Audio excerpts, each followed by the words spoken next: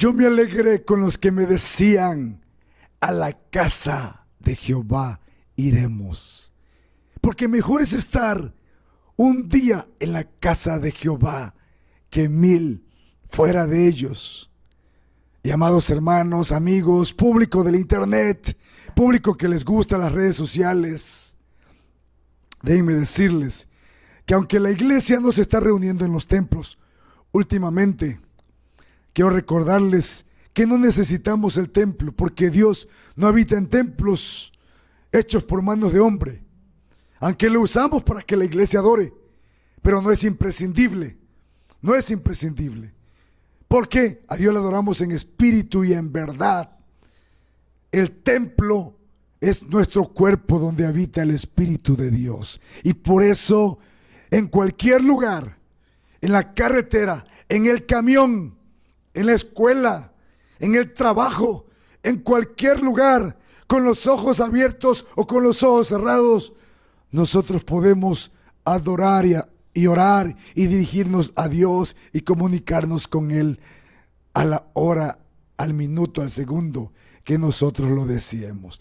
Pero en esta hora tenemos el propósito de elevar nuestra adoración a Él, porque Él es el Rey de Reyes, Él es Señor de Señores, y Él se merece toda la gloria, la honra, el poder y la alabanza. Así que les invito, si ya estás ahí viéndonos, yo te digo con todo el corazón, no te despegues, no te desconectes, no te salgas.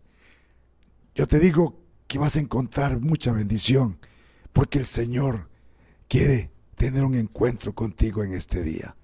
Vamos a orar para dirigirnos a ese Dios que tanto nos ha amado, y por eso también nosotros le amamos. Oremos, amigos y público en general. Gracias, muchas gracias, bendito Padre, porque eres bueno, porque para siempre es tu misericordia, porque en tus manos estamos, Señor, porque no es a nosotros, sino a tu nombre toda la gloria y toda la honra. Y en este momento, nuestra mente, nuestro corazón, nuestra alma, nuestras fuerzas te alaban, Señor, por tanto que nos has amado.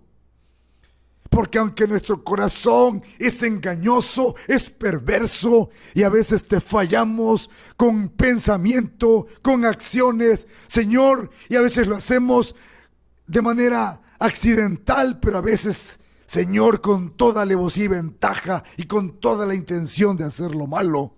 Pero aún así, Señor, tú nos amas, porque tu gracia y tu misericordia son infinitas, son insondables, son incomprensibles, oh Padre eterno. Y yo sé que así como nos has amado a nosotros, amas a todo ese público que nos está viendo, Señor, en esta hora. En este público que nos está viendo, yo sé que no solo es la iglesia. Habrá quizás alguien que está luchando con el alcohol. Habrá quizás alguien que está luchando con las drogas. Habrá quizás alguien que está luchando con la pornografía. Habrá quizás alguien que está luchando con algún vicio, algún hábito que no puede dejar por su propia voluntad, porque no tiene las fuerzas. Pero tú, Señor, tienes el poder para hacerlo. Así que a ese público nos dirigimos. A ese público que ha entrado a esta transmisión y que tiene necesidad de ser llenada su alma, Señor, porque ya ha buscado por muchas formas de tratar de encontrar paz y gozo en su corazón, pero no lo haya. Permite que al ver esta transmisión, al escuchar tu palabra, ese público que vive esclavo de hábitos y de vicios pueda encontrar la verdad, el camino y la vida que se encuentra en Jesús. Bendice, Señor, a tu iglesia. Bendice ese público que está ahí, ávido de conocerte, Señor. Que tu palabra en este día pueda hallar cabida, cumple el propósito para la que hoy ha sido y se ha preparado para ser enviada. Que no vuelva vacía, que tu palabra impacte con poder y autoridad y golpee esas conciencias de sus corazones, Señor, para que sean transformados, sean redarguidos y lleven esa voluntad a tomar una decisión de seguir a Cristo, Señor, y de convencerse de fe y razón que solo Jesús es la respuesta a todos nuestros problemas. Te bendecimos, te adoramos, te exaltamos, Señor, porque eres digno, porque nos has amado tanto y nos sigues amando y amas a ese público que nos está viendo, Señor. Hoy ese público encontrará y sabrá de ese gran amor, de ese verbo hecho carne y que vino y habitó entre nosotros, Señor, para darnos vida, para darnos libertad, para darnos salvación. Padre, en el nombre de Cristo Jesús, te ofrecemos este tiempo de adoración y que sea un tiempo donde haya mucho fruto, oh Padre bendito. Bendícenos, nos abandonamos en tus manos y te pedimos perdón por nuestros pecados, porque sabemos que lo hacemos en palabra, en hechos, pero tú eres nuestro abogado, Señor, que intercedes por nosotros. Muchas gracias por amarnos, Señor, de manera incondicional. Muchas gracias porque aunque nosotros somos infieles, tú sigues siendo fiel a nosotros. Muchas gracias, papito lindo. Te amamos, te bendecimos desde ahora y para siempre, en el nombre precioso de Cristo Jesús. Amén. Oh, qué hermoso es servir al Señor. Oh, qué hermoso es cantarle a Dios. Y es que cuando Jesús viene a nuestra vida, nuestra alma se convierte y se transforma en una canción. Nuestras palabras son canción. Nuestros hechos son canción. Todo nuestro ser es una canción, porque donde hay canción hay gozo. Y donde hay gozo es porque Jesucristo está guiando y dirigiendo. Vamos a tener un momento de cantos a cargo de mi hermanita Rosaida, quien nos va a dirigir estos himnos que a continuación tenemos.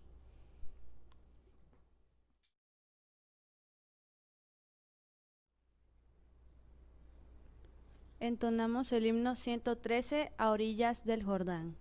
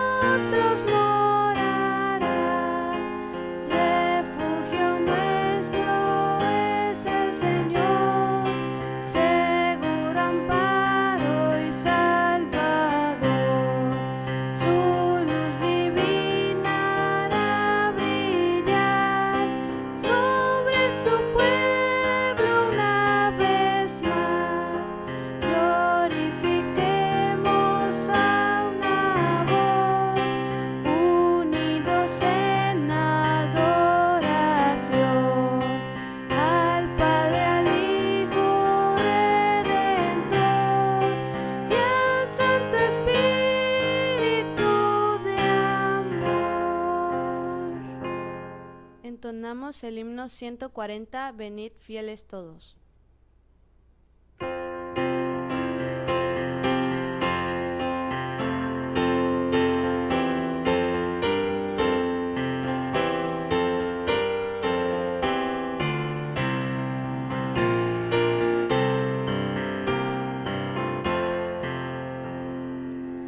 Venid fieles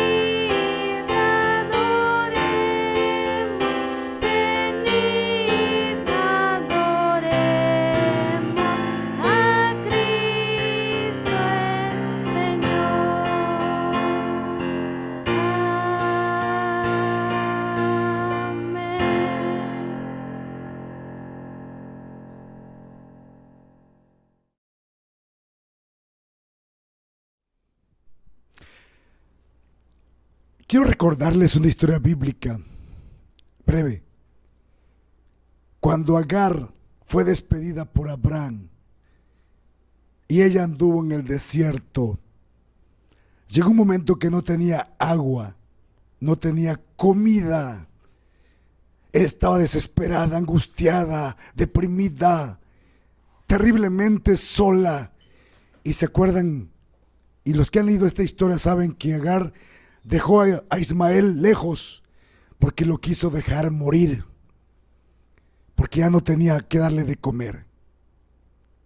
En ese momento se le aparece el ángel y le dice: Agar, no temas, porque tu hijo va a ser padre de una gran nación, así que no temas. Y dice la palabra de Dios que en ese momento Agar abrió los ojos. Sus ojos fueron abiertos y vio una fuente de agua. Vio una fuente de agua. La fuente de agua estaba ahí, pero en su desesperación Agar no la veía. Agar estaba tan confundida, tan frustrada, que no veía esa fuente de agua. Muchas veces así nos pasa a nosotros, que no vemos. Pero la palabra de Dios nos dice que le pidamos a Dios que nos abra los ojos, como lo decía el salmista: abre mis ojos y miraré las maravillas de tu ley. Vamos a pedirle a Dios que nos abra los ojos del entendimiento para que miremos las maravillas de su ley. Vamos a leer en el libro de Juan, su capítulo 1, sus versículos 1 al 18. Vamos a leer un pasaje para que podamos entender por qué a Jesús se le es llamado el Verbo y por qué ese Verbo se hizo carne. Así que yo les invito a que lo leamos con esa profundidad, esa intensidad, con esa concentración y con esa seriedad que merece este pasaje, porque ahí vemos cómo el Verbo que se hizo carne habitó entre nosotros y hoy vemos su gloria. Vamos a leer. Dice la palabra de Dios: en el principio era el Verbo, y el Verbo era con Dios, y el Verbo era Dios. Este era en el principio con Dios. Todas las cosas por Él fueron hechas, y sin Él nada de lo que ha sido hecho fue hecho. En Él estaba la vida, y la vida era la luz de los hombres. La luz en las tinieblas resplandece, y las tinieblas no prevalecieron contra ella. Hubo un hombre enviado de Dios, el cual se llamaba Juan. Este vino por testimonio, para que diese testimonio de la luz, a fin de que todos creyesen en él.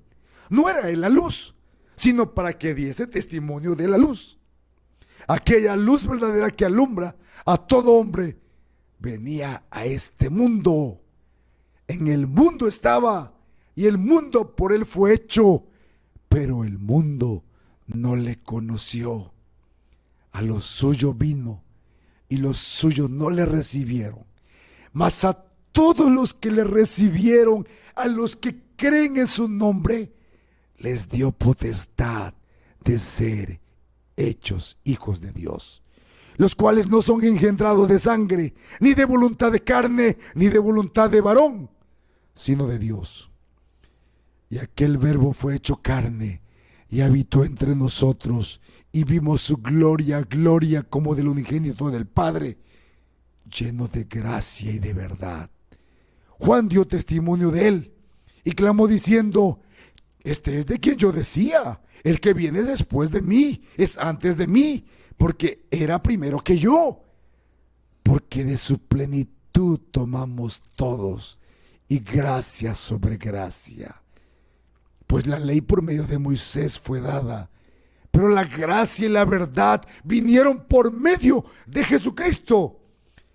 A Dios nadie le vio jamás. El unigénito Hijo que está en el seno del Padre, Él le ha dado a conocer. Palabra de Dios. El tema de hoy que vamos a escuchar a cargo del pastor Lázaro Juárez Charán: el Verbo hecho carne. Escuchemos atentamente.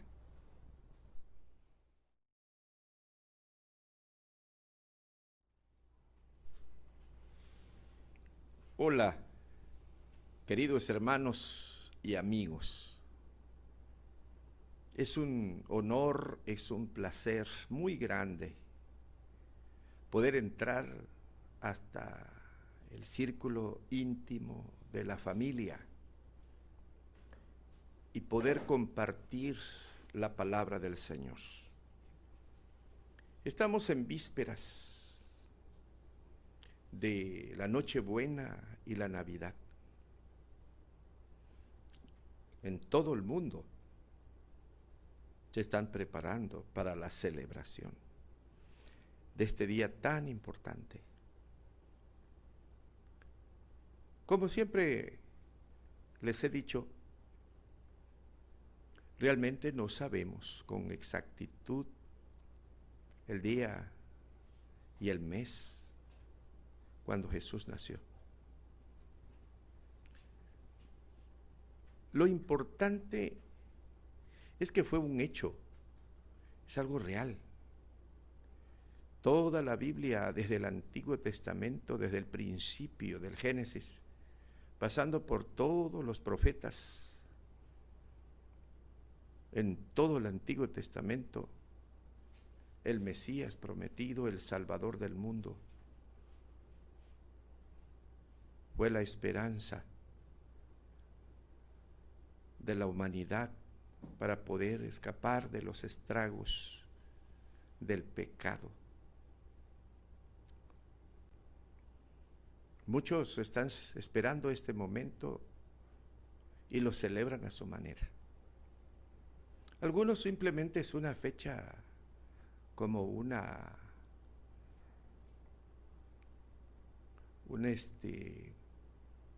fiesta cualquiera para dar riendas sueltas a sus pasiones carnales. Realmente no saben ni siquiera qué celebran. No saben la esencia de la Navidad. La Navidad significa nacimiento. Y el nacimiento del Salvador, del Mesías prometido. El pasaje que acabamos de leer, que nuestro hermano Ediel acaba de leer, es un pasaje muy interesante porque el evangelista Juan fue un discípulo de Jesucristo. Muchos dicen que escribió este evangelio aproximadamente por los años 70 después de Cristo, cuando él era ya un hombre maduro, grande de edad.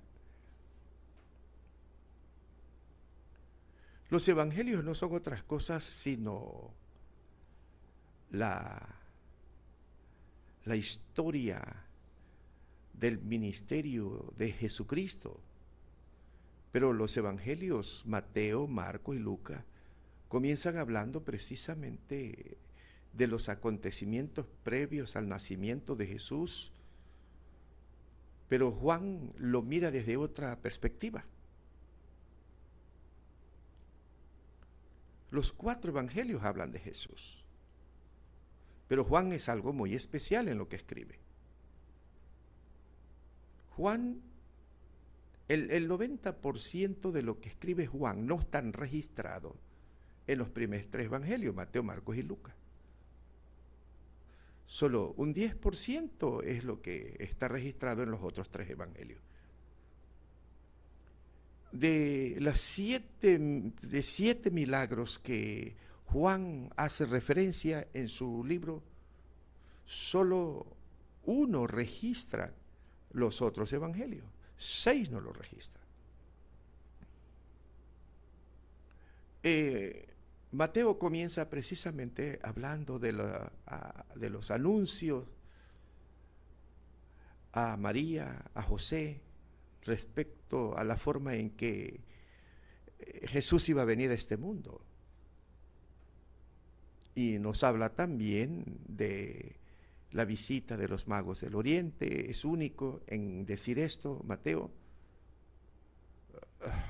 Lucas se remonta más atrás y comienza a hablar desde el nacimiento, o mejor dicho, de la concepción de Juan el Bautista, el precursor de Jesús.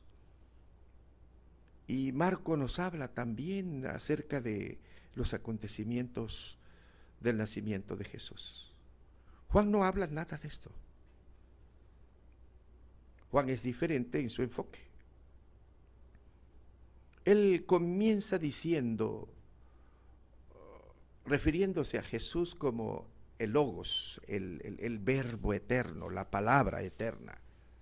Para él Jesús es el eterno, el Dios eterno. Juan enfoca la deidad de Jesús, la eternidad de Jesús. Mateo, hablando de Jesús, lo presenta como el Mesías prometido del Antiguo Testamento que viene desde Abraham, David. Marcos presenta a Jesús como el Hijo de Dios, como el siervo del Señor. Lucas lo presenta como el Hijo del Hombre que viene de Nazaret. Pero Juan lo presenta a Jesús como el Eterno, que viene de la eternidad, que es Dios mismo.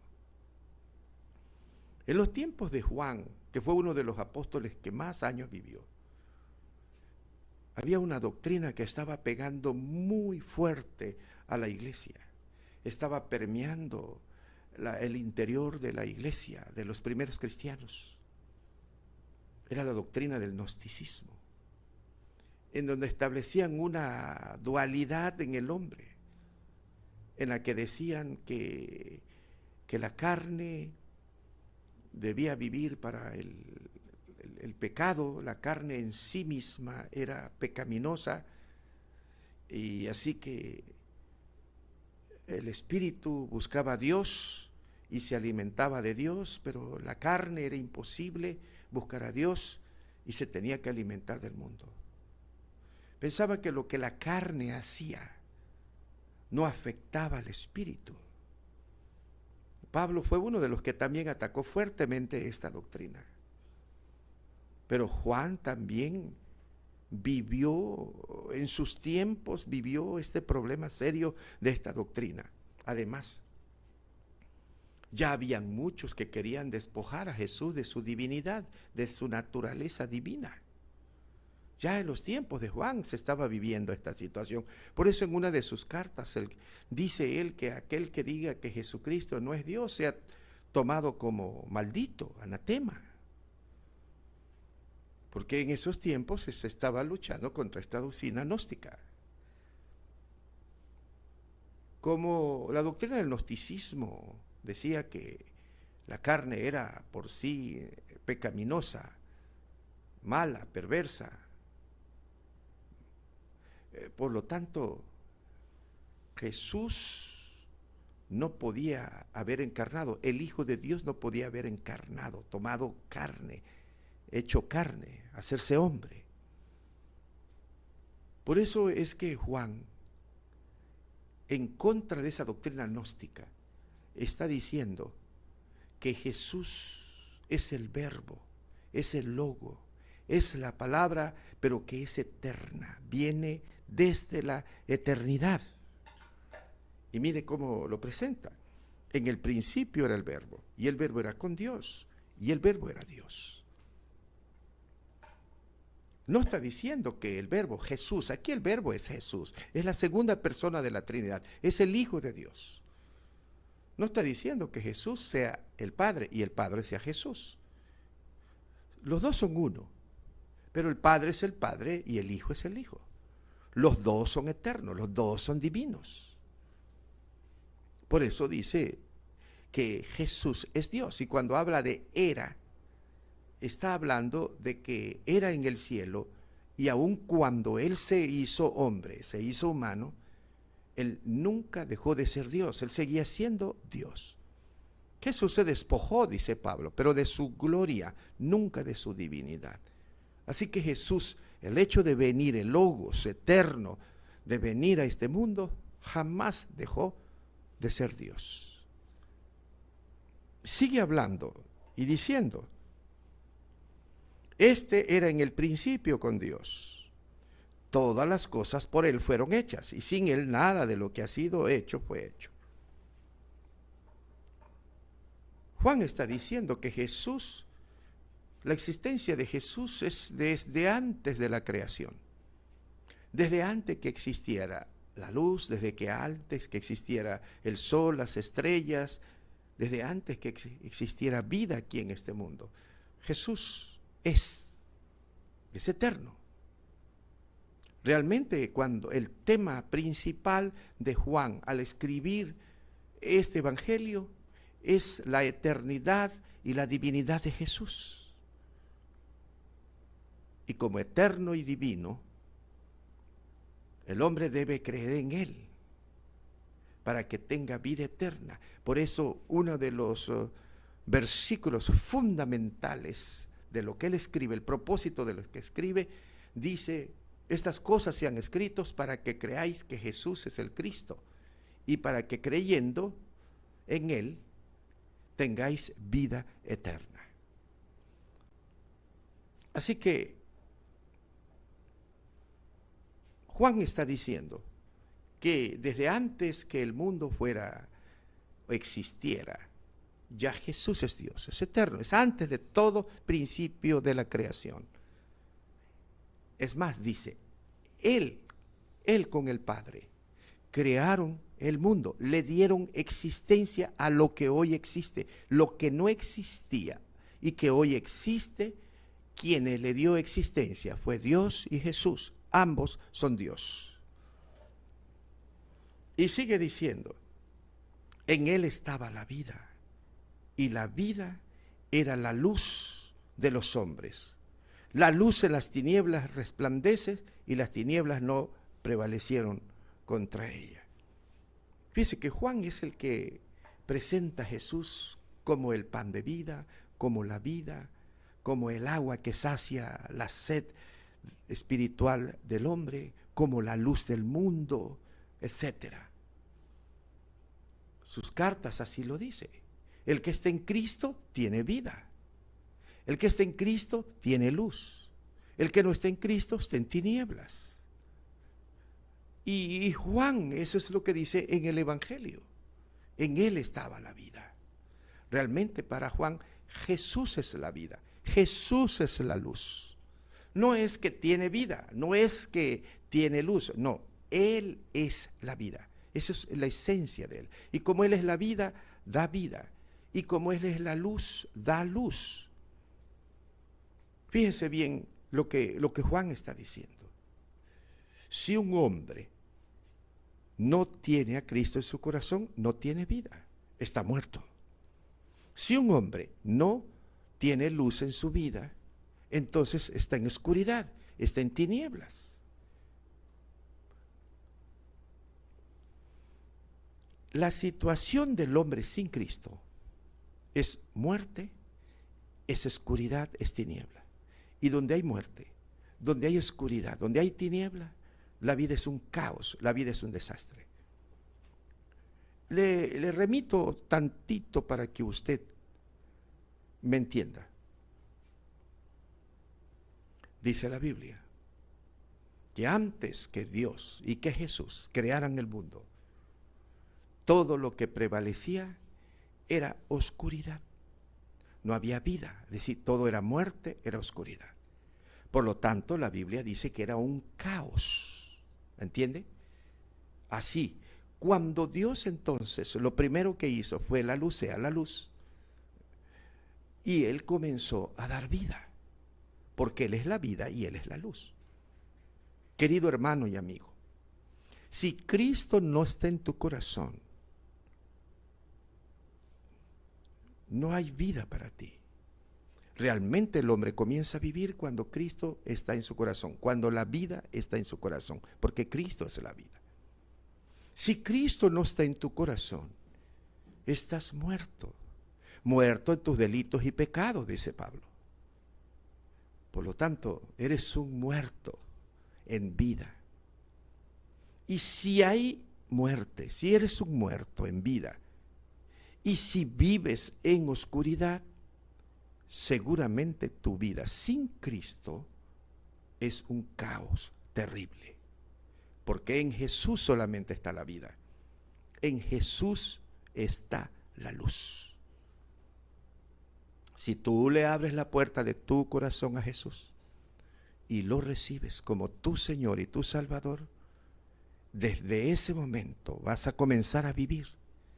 Y desde ese momento vas a comenzar a estar en luz. Y tu vida, que era un caos, comenzará a tener orden, comenzará a tener sentido y comenzarás realmente a sentir que estás viviendo. Dice la palabra de Dios que las tinieblas resplandece, que la luz de las tinieblas resplandece y las tinieblas no prevalecen contra ella. Así es. La luz puede más que las tinieblas. La luz puede más que las tinieblas. Cuando dice que las tinieblas no prevalecen contra la luz, sino es la luz que prevalece contra las tinieblas, significa que aún un pequeño rayo de luz disipa las tinieblas. Las tinieblas nunca podrán contra la luz. Si quieres estar en la luz, debes tener a Jesús en tu corazón para que tu vida ya no sea oscuridad, ya no sea tinieblas.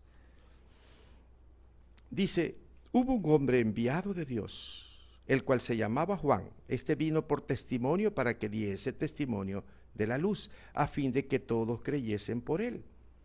No era él la luz, sino para que diese testimonio de la luz. Y aquella luz verdadera que alumbra a todo hombre, venía a este mundo. Juan apóstol habla de Juan el Bautista. Son dos Juanes diferentes. El que escribe la carta, el que está hablando aquí, es Juan apóstol, hermano de Santiago, o Jacobo, como se le conoce también, hijo de Zebedeo. Juan el Bautista es el hijo de un sacerdote, primo de Jesús. Juan le llevaba unos 6 meses de edad a Jesús. Cuando la mamá de Juan el Bautista tenía 6 meses de embarazo, es que quedó embarazada María.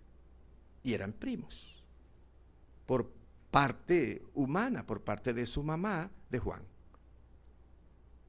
Bueno, él tuvo un ministerio muy especial. El ministerio de Juan el Bautista fue anunciar, se le conoce como precursor. Anunciar, antes que Jesús comience su ministerio, anunció la venida de Jesús, el comienzo del ministerio de Jesús. Juan decía, viene uno tras mí, hablando de Jesús, del cual yo no soy digno siquiera de desatar los cordones de sus sandalias. Él les va a bautizar con Espíritu Santo y fuego. Él habló de Jesús y habló de que Jesús era la luz. Y Juan apóstol dice, Juan no era la luz, él hablaba de la luz. Es que Juan presenta a Jesús como la luz del mundo. Juan vino a hablar del ministerio de la luz del mundo, que es Jesús. Sigue diciendo la Biblia, en el mundo estaba, y el mundo fue hecho por él, pero el mundo no le conoció. A lo suyo vino, y los suyos no le recibieron. Qué interesante es esto, amigo y hermano. En el mundo estaba, y el mundo fue hecho por él. Así comienza diciendo que Jesús creó el mundo junto con su Padre, con Dios. Y lo que él creó, lo que era suyo, el mundo, vino al mundo. Así que no vino a algo desconocido, vino a lo que él creó. Él le dio origen, él le dio existencia a este mundo. Y cuando habla mundo, está especificando exactamente a la parte por el todo. Es decir, cuando habla de mundo está hablando de la generación humana, del hombre. Y este mundo fue hecho por Dios. Es propiedad de Dios. La Biblia dice en los Salmos, de Jehová es la tierra y su plenitud, el mundo y los que en él habitan. Así que es propiedad del Señor por derecho de creación. Y Jesús vino a este mundo que Él creó. Y mire cómo ven ustedes. Creó este mundo, y cuando vino a este mundo Jesús, el creador, el mundo lo desconoció. Muchos reducen este versículo solamente para hablar de Israel. Claro, incluye a Israel. El pueblo de Dios fue escogido por el Señor en el Antiguo Testamento para que fuera su pueblo, para que Dios se manifestara su gloria con él y en él. Y Jesús vino al pueblo de Dios, nació allí, en el corazón del pueblo de Dios. Y ellos no lo aceptaron. Pero está hablando del mundo, y los judíos no son todo el mundo, es una parte del mundo. Así que no solamente los judíos fueron los que lo rechazaron, sino también todos los hombres del mundo. Y fue en el tiempo de Jesús, y es en el tiempo de ahora también. La gente no quiere nada con Jesús, lo rechaza, no quiere saber nada de Jesús. Quiere vivir su vida como ellos quieren. No quieren que Jesús se entrometa en sus vidas, en sus planes, en sus caminos, en su familia, en su negocio, en su profesión, etcétera. No quiere nada con Jesús. Lo siguen rechazando. Así como lo rechazaron en los tiempos de su ministerio, así siempre ha sido rechazado por los hombres. Y lo siguen rechazando. Qué interesante es esto. Que no quieren nada con Jesús y sin embargo lo están celebrando. ¿No le parece muy paradójico esto? No quieren nada con Jesús. Quieren seguir viviendo en sus pecados, en su maldad. No quieren entregar sus vidas a Jesús, al dominio de Jesús, al gobierno de Jesús. Sin embargo lo están celebrando. Tienen en la mayoría de las casas un nacimiento. Hicieron un pesebre en algún rincón de la casa o en la sala de la casa, donde esté más vistoso. Y ahí está, el pesebre del nacimiento. Están celebrando a la luz del mundo, están celebrando a la vida. Sin embargo, imagínense, celebrando la luz, celebrando la vida, pero ni tienen vida ni están en la luz. Viven en la oscuridad y están muertos. Pero están celebrando, ahí tienen un nacimiento. Qué paradójico es esto, qué terrible es esto. Vino a lo suyo, vino a ti, vino a todos los hombres, pero los hombres lo siguen rechazando aunque lo están celebrando. Cargan en su pecho una cruz, que es el símbolo de Jesús. Sin embargo, no quieren nada con Jesús. Tienen en su vehículo colgado un crucifijo, que es el símbolo de Jesús. Sin embargo, no quieren nada con Jesús, lo rechazan. Tienen en sus casas, en las puertas, en las ventanas, una cruz de palma o de cualquier cosa, que es el símbolo de Jesús. Sin embargo, no quieren nada con Jesús. Qué interesante es eso. Tienen en sus casas altares donde está la figura de Jesús, el símbolo de Jesús, alguna representación de Jesús, pero no quieren nada con Jesús. Están viviendo en su pecado, en la desobediencia, en la maldad, en el adulterio, en el alcohol, en la mentira, en el robo, en tantas cosas. Pero Jesús lo tiene por donde quiera. pero no quieren nada con Jesús. Es como hoy. Es como ahora. Todo mundo está celebrando, todo mundo tiene su nacimiento, todo mundo lo está haciendo y dicen que es Navidad, pero lo rechazaron, vino a los suyos y los suyos lo siguen rechazando, no quieren nada con Jesús, como en los tiempos de Jesús, cuando Él nació y cuando Él estuvo en su ministerio y fue rechazado de la misma manera, aunque es celebrado hoy, pero es rechazado totalmente, no quieren nada con Jesús. Mire qué sigue diciendo las Escrituras. Mas a todos los que le recibieron, a los que creen en su nombre, les dio potestad de ser hechos hijos de Dios, los cuales no son engendrados de sangre, ni de voluntad de carne, ni de voluntad de varón, sino de Dios. Hace unos días, bueno, no todo lo que se dice en Facebook es cierto. Algunos se creen muy lectores de la Biblia y que saben mucho de la Biblia. No piense usted que ser una ametralladora de textos bíblicos es que la persona sepa el significado o la interpretación de los textos bíblicos.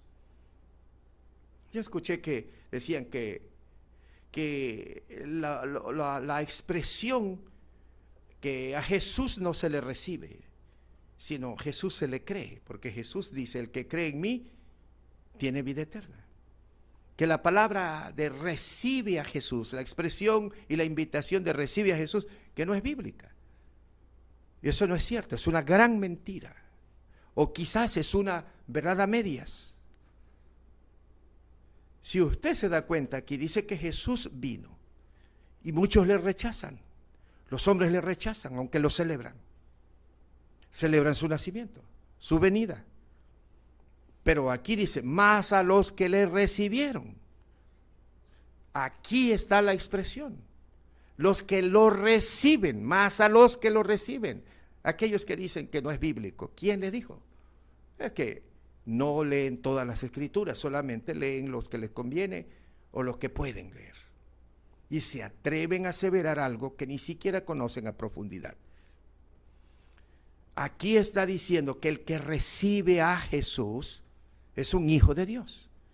Y recibir a Jesús es por la fe, abrir nuestra vida y nuestro corazón y aceptarlo como nuestro Señor y nuestro Salvador.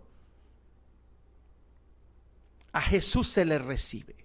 Si Jesús es un regalo de Dios que vino del cielo para salvarnos de nuestros pecados y darnos vida eterna, con un regalo se hacen dos cosas: o lo recibes o lo rechazas.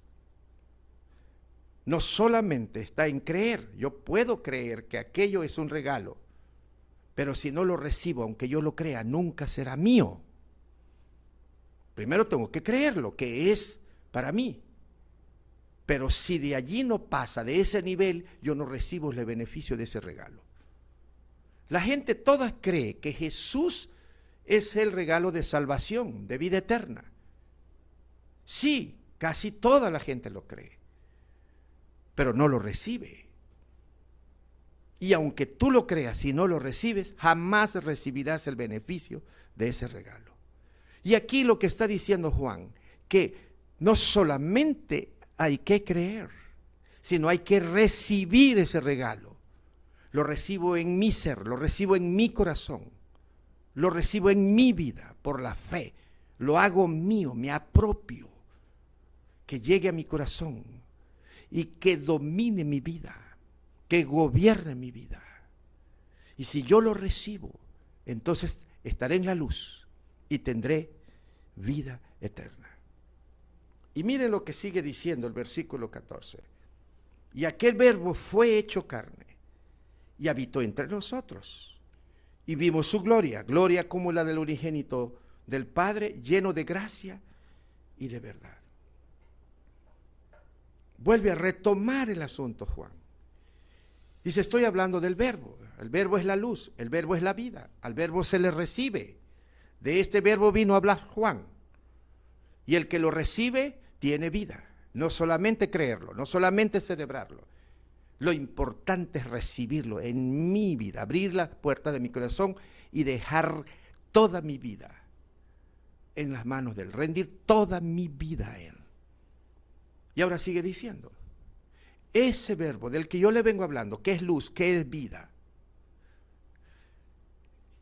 vino a este mundo, nació aquí, se hizo carne y habitó entre nosotros.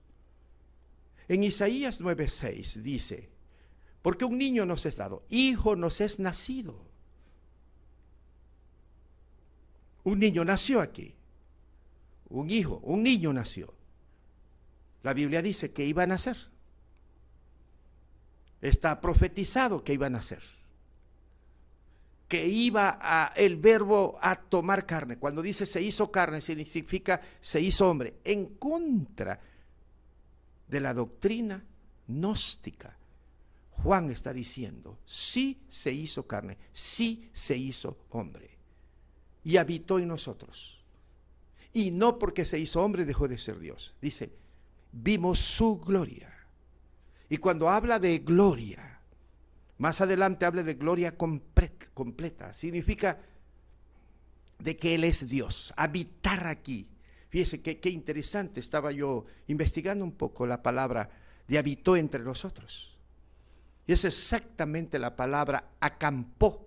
Es la palabra que se utiliza para hablar de tabernáculo. En el Antiguo Testamento se hacía un tabernáculo. La palabra tabernáculo significa morada.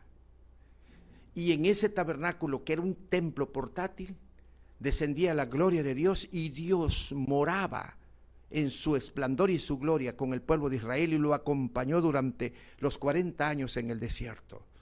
Y su gloria siempre, el Shekinah, estaba en el lugar santísimo y llenaba su gloria y su resplandor el lugar santísimo.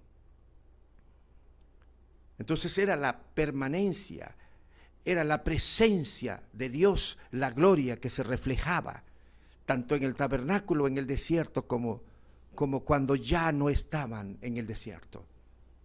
Cuando dice habitó, significa que Jesús vino y acampó. Prácticamente la carne de Jesús es como el tabernáculo donde vino aquí a este mundo. A acampar, a estar aquí. Y vimos su gloria. Como el pueblo de Israel miró la gloria de Dios en el Antiguo Testamento. En Jesús nosotros miramos su gloria. Por eso Jesús dijo, el que me ve a mí, ve al Padre. Porque yo y mi Padre uno somos. Y la gloria de mi Padre es la gloria mía. El que me ha visto a mí ha visto al Padre. El que me conoce a mí ha conocido al Padre. Y este es el corazón de la Navidad. Juan dice, no habla de la Navidad. ¿Cómo no? Este versículo 14 precisamente habla, nada más que él dice que es el verbo eterno. El verbo divino, que es Dios, que es la luz, que es la vida. Esa luz, esa vida, ese verbo encarnó, se hizo hombre y vino aquí. Esta es la Navidad. Emmanuel, Dios con nosotros, que vino y encarnó. Y vino precisamente para dar vida al hombre, porque Él es luz, porque Él es vida. Querido amigo, querido hermano, seguramente tú estás preparándote para celebrar la Navidad. Pero probablemente puedes estar celebrando algo que no está en tu corazón. Probablemente tú vas a celebrar la Navidad y te preparas con todo para hacerlo y con tu familia. Tienes un pesebre en tu casa, tienes adornada tu casa con símbolos por donde quiera de Jesús. Pero es muy probable que tú estés muerto, que no tengas vida, que tú estés en la oscuridad, que no tengas luz. Y si tu vida no tiene luz, y si estás muerto, tu vida es un caos. Porque Cristo no está en tu corazón. Juan dijo que Jesús, el Verbo, se encarnó, la luz, la vida vino a este mundo para entrar a tu corazón. Y si está muerto, darte vida. Y si está en oscuridad, darte luz. Y si tu vida es un caos, pueda ordenar completamente tu vida. Si Cristo no está en tu corazón, está en oscuridad. Si Cristo no está en tu vida, estás muerto, aunque vives. Si Cristo no está en tu vida, en tu corazón, gobernando, no hay Navidad para ti, aunque tú lo celebres. Pero todavía hay oportunidad. Él siempre es el Dios de la oportunidad. Él quiere que en esta Navidad exista una verdadera Navidad en tu vida. Él quiere darte luz, Él quiere darte vida. Él quiere entrar a tu corazón. Él quiere que experimentes la verdadera Navidad. El Logos que vino a este mundo, vino como un regalo de salvación y vida eterna. Recíbelo, como dice Juan, todo el que le recibe es hijo de Dios. Estará en luz, ya no en tinieblas, y tendrá vida, ya no estará muerto. Recíbelo, ábrele la puerta de tu corazón, recíbelo y verás que la Navidad comenzará en tu vida. Oremos. Padre eterno, te damos muchas gracias por tu palabra tan linda. Juan presenta a Jesús como el eterno Hijo de Dios, que así es, en su esencia, Él es divino y se encarnó. Y vino para que este mundo que está en tinieblas del pecado espiritualmente pueda tener luz. Por eso, cuando Jesús nació, las profecías se cumplieron y el pueblo que estaba en tinieblas vio gran luz. Así es, Señor. Por eso cantamos nosotros: Jesús es la luz del mundo. Ven a Jesús. Así cantamos. Jesús es la vida. Si Jesús no está en nuestro corazón, no hay vida. El hombre comienza a vivir a partir de que Jesús entra al corazón del hombre. Entonces el hombre comienza a vivir. Señor, todos celebran hoy lo que no tienen en su corazón. El deseo de Jesús no era que todo mundo lo celebrara y tuvieran un pesebre, un nacimiento en cualquier lugar hoy. El deseo de Jesús era y es entrar al corazón del hombre muerto para darle vida, entrar al corazón del hombre sin esperanza y en tinieblas para darle luz, para que comience a vivir con Jesús y Jesús con él. Señor, toca el corazón de muchos y confirma en tus hijos la gratitud de que hoy Jesús vive en nuestro corazón y es vida, es lo que nos ha dado vida, vida eterna, esperanza, y que hoy estamos en la luz. Señor, bendícenos grandemente, en el nombre de Jesús. Amén.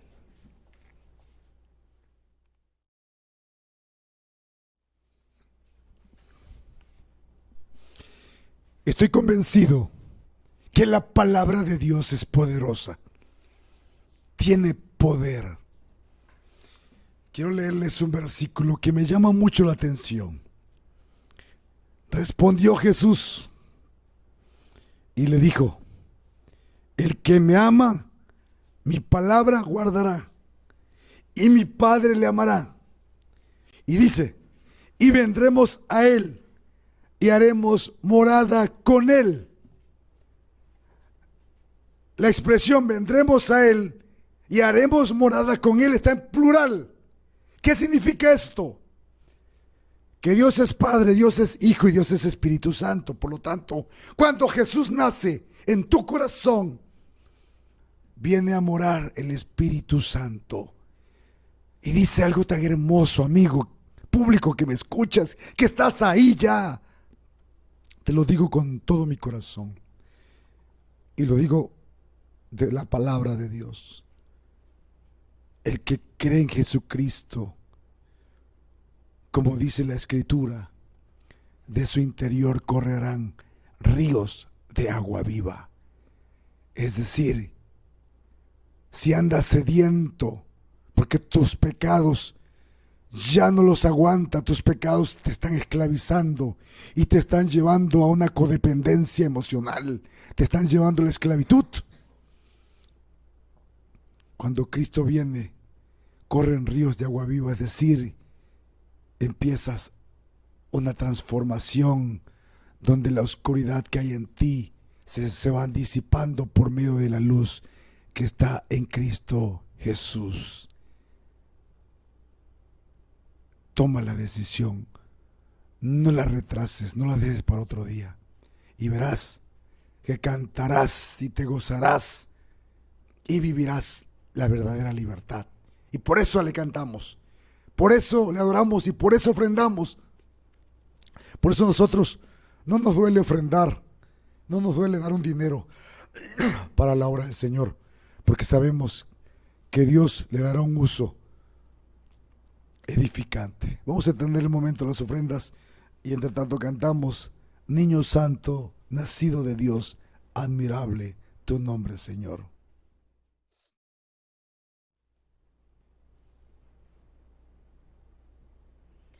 Cantamos el himno 132, Niño Santo.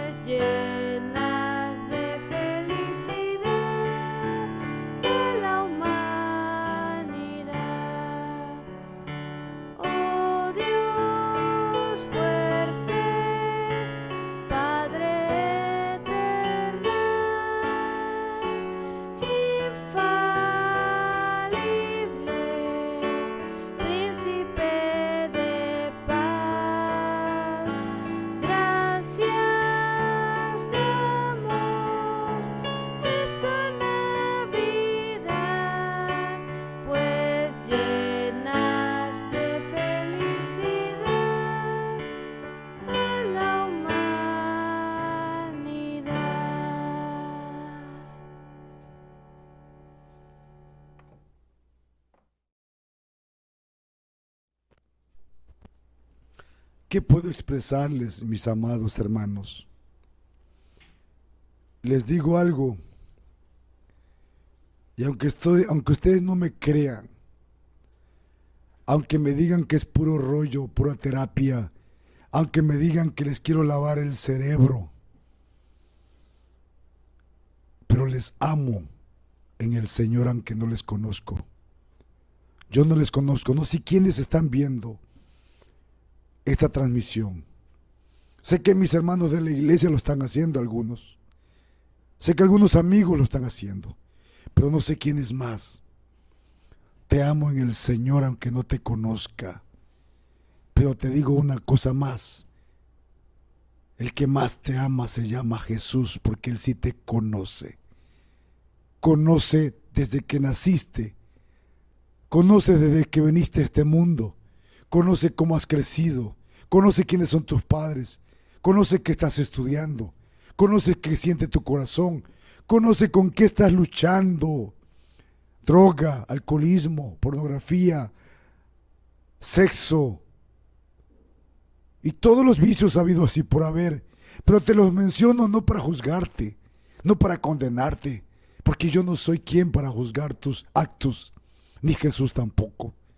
Jesús solamente está esperando que entregues tu corazón a Él, y Él te ama. Y cuando tú vienes a Él, dice que no se acuerda de tus pecados, los echa al fondo del mar, te hace libre y perdona tus pecados pasados, presentes y futuros, porque te ama con amor eterno. Y por eso su palabra dice: con amor eterno te he amado, por lo tanto te prolongué mi misericordia.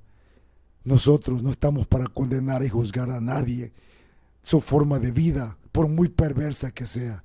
Nosotros estamos hechos para amarte, y Jesús mucho más. Dios te bendiga, hermano y amigo y público. Vamos a terminar en esta hora este culto tan hermoso y precioso que hemos elevado a nuestro Dios, y esperamos que tu vida haya sido edificada.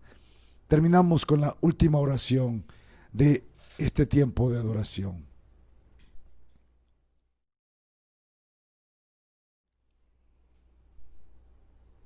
Oremos. Padre bendito, muchas gracias, Señor, por darnos el privilegio de rendirte honra y gloria, alabanza y adoración. Señor, que esta palabra sea de bendición para nuestras vidas, Señor. Y te ruego en el nombre de Jesucristo que tú, Padre eterno, des sanidad a nuestros hermanos, a la familia Ramírez, Cornelio, a su hijo de nuestra hermana Rosy, Aimir, y que también traiga sanidad, Señor, a la vida de nuestra hermana Leoba. Y así ponemos en tus manos, Señor, la vida de todos los que sufren, de todos, Señor, los que están en los hospitales, en diferentes lugares graves, y aquellos que están en sus casas también muy graves, de diferentes enfermedades. A las viudas que lloran la partida de su ser querido, a los padres que también lloran la ausencia de algún ser querido que partió en estos días. Y así, Señor, te ruego que bendigas a tu iglesia, que bendigas, Señor, a los hermanos de la tercera edad, que bendigas a tu pueblo, que bendigas a aquellos que todavía no han entregado su vida a Cristo. Bendice, Señor, a todo el equipo de grabación, a todos los que hemos participado, Señor. Guárdanos bajo tus omnipotentes alas, en tus senos divinos, Señor. Como lo has hecho hasta ahora, síguelo haciendo. Por tu misericordia, Señor, concédenos la vida, Padre, para seguir sirviéndote. Pero también concédele salud a nuestra familia, a la esposa, a los hijos, Padre. Te lo suplicamos, Padre, con todo nuestro corazón. Danos paz, danos sanidad, Señor. Danos gozo, danos tranquilidad. Danos fe y esperanza, Señor. En el nombre de Cristo te lo pedimos. Y ahora, mis amados hermanos, que la gracia salvadora de nuestro Señor Jesús, que el amor eterno del Padre Celestial y la consolación, la guía y el poder del Espíritu Santo esté con cada uno de vosotros desde ahora y para siempre. Amén.